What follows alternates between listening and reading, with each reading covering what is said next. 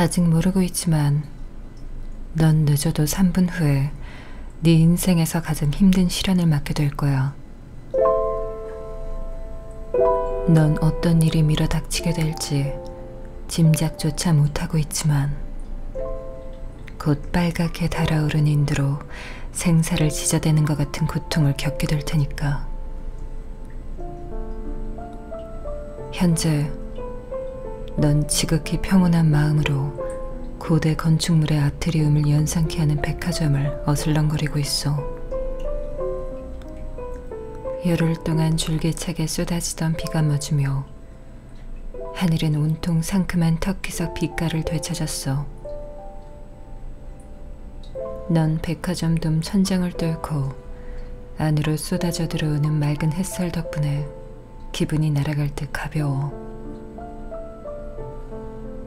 넌 세분맞이 기념으로 보름 전부터 눈여겨봐두었던 빨간 바탕에 흰 도트무늬가 찍힌 원피스를 구입했지. 넌 온몸에 활기가 넘치는 가운데 유쾌한 하루를 보낼 생각에 벌써부터 마음이 한껏 부풀어 올라 콧노래를 흥얼거리고 있어. 우선 친구 줄과 점심을 먹고 함께 네일샵에 갔다가 첼시에서 전시회를 둘러보고 나서 저녁엔 브릭스턴에서 열리는 PJ 하비의 콘서트에 갈 예정이지. 인생의 안온한 오솔길 사이를 오가던 네 눈길 속에서 문득 한 아이가 들어왔어. 오버롤 청바지에 진정색 더플 코트를 입은 금발의 남자아이였어. 2살 아니면 3살. 웃음을 머금은 커다란 두 눈이 알록달록한 안경테 너머에서 영롱하게 반짝이는 아이였지. 여름날의 건초더미에서 짧게 말린 금발, 토실토실한 볼, 윤곽이 선명한 얼굴에 오밀조밀하게 자리 잡은 이목구비가 귀여운 아이. 넌 멀리에서 제법 오랫동안 아이를 바라보다가 좀 더 자세히 보기 위해 가까이 다가갔어. 마치 너의 시선이 그 아이의 얼굴을 향해 저절로 빨려 들어가는 느낌이었지. 환하게 빛나는 얼굴, 세상의 우욕에 조금도 오염되지 않은 얼굴, 악의 유혹이 미치지 않은 얼굴, 아무런 미움이나 두려움 없이 해맑은 얼굴이었어.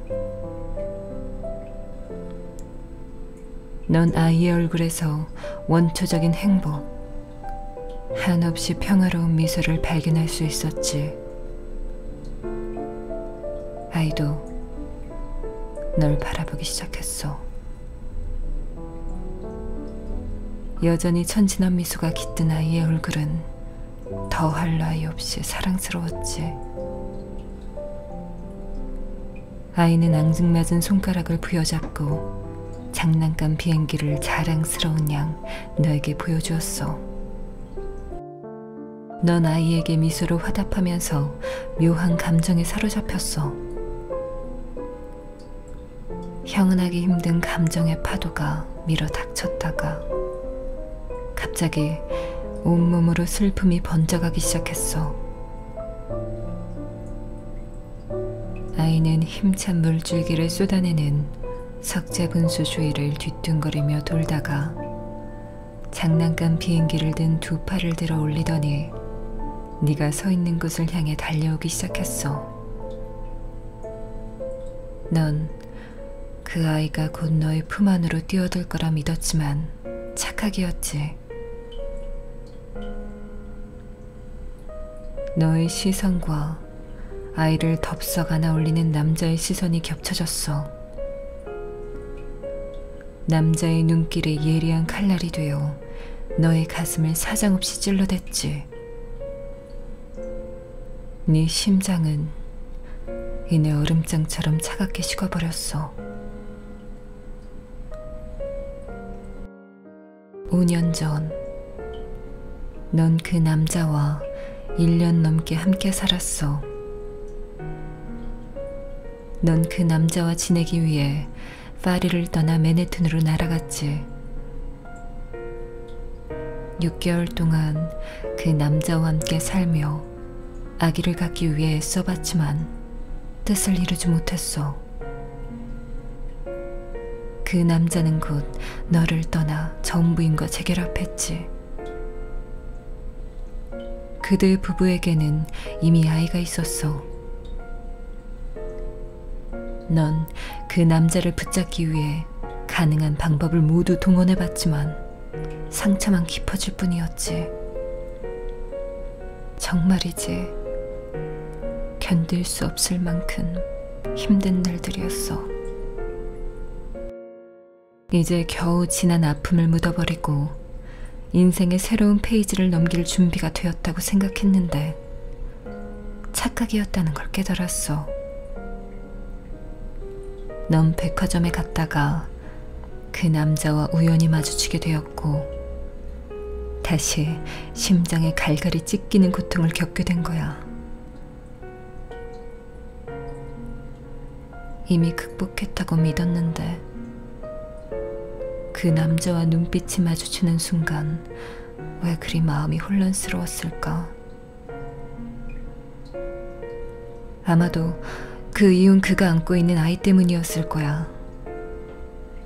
그 남자와 결별하지 않았더라면 혹시 네가 바로 그 아이의 엄마가 되었을 수도 있었겠지. 그 남자도 너를 발견하고 몹시 놀란 눈치였어. 그의 얼굴에도 너만큼이나 불편하고 복잡한 심기가 어려 있었지.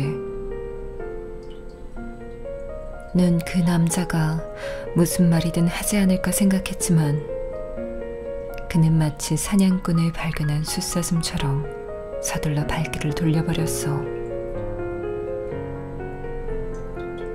넌 그 남자가 아이의 이름을 부른 순간 귀를 의심하지 않을 수 없었어.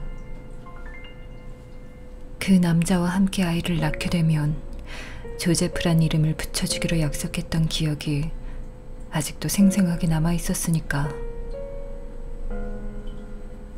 넌 문득 시야가 뿌옇게 흐릿해지며 극심한 박탈감을 느꼈어.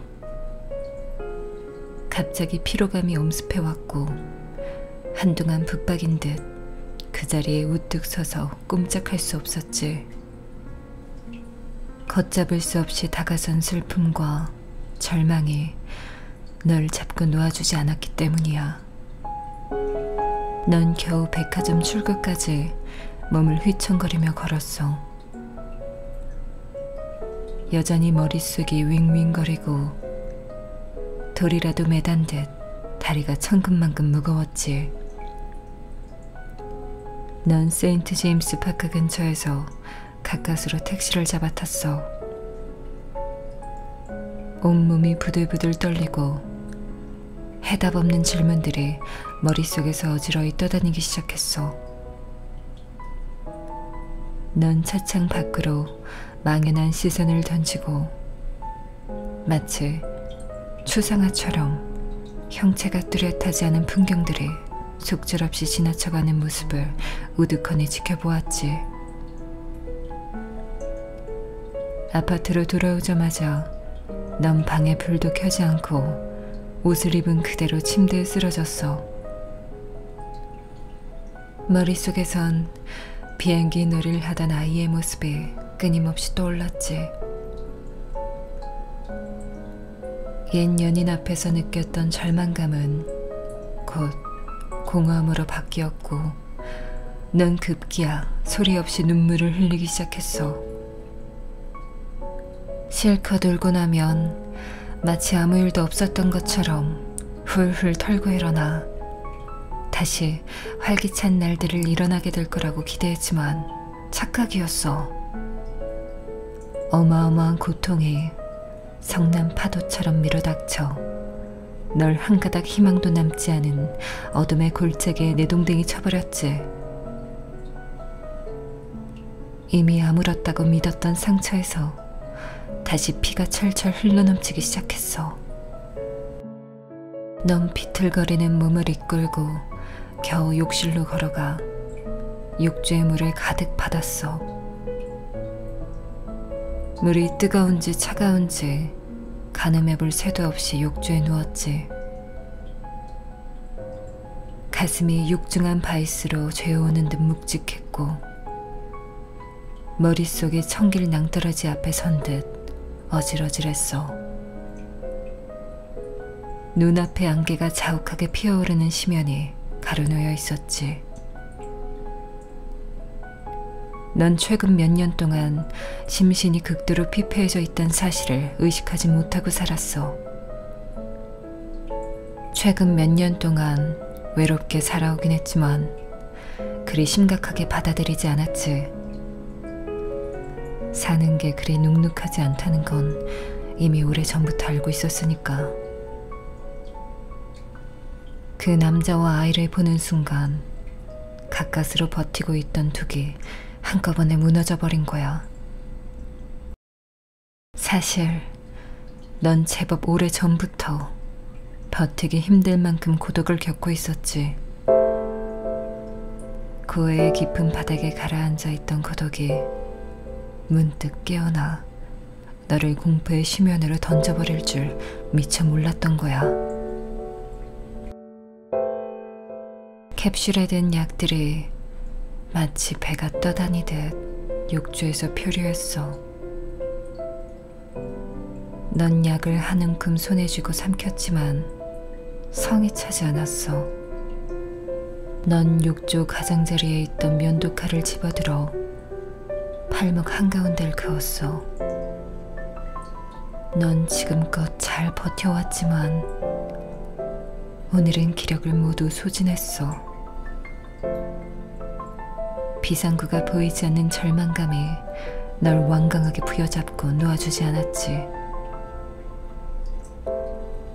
넌 칼날을 혈관 근처로 이동시키면서 역설적이게도 아침에 일어나자마자 창문을 통해 쏟아져 들어오던 눈부신 햇살을 보았을 때 맛보았던 기쁨을 떠올렸어.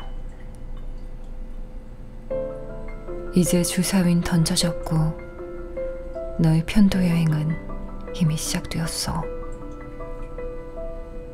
넌 피가 빠져나가는 동안 몸이 나른해지며 체념에 사로잡혔고 이상하게도 마음이 평온해지는 순간이 찾아왔지.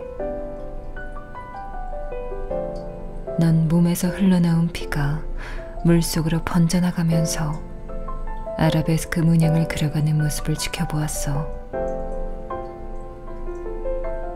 이제 어디로 가게 될지 알 수 없지만 적어도 고통은 먹게 되리란 생각이 너에게 자그마한 위안이 되어 주었지. 그 정도면 감지덕지니까.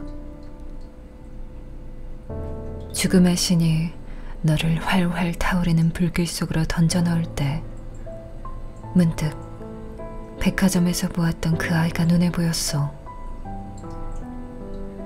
아이는 해변에 서서 바다를 바라보고 있었지.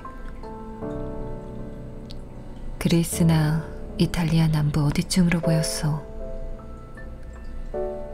넌 아이와 아주 가까운 곳에 있어 몸에서 나는 모래 냄새며 머리에서 나는 잘 익은 밀 냄새를 맡을 수 있었지.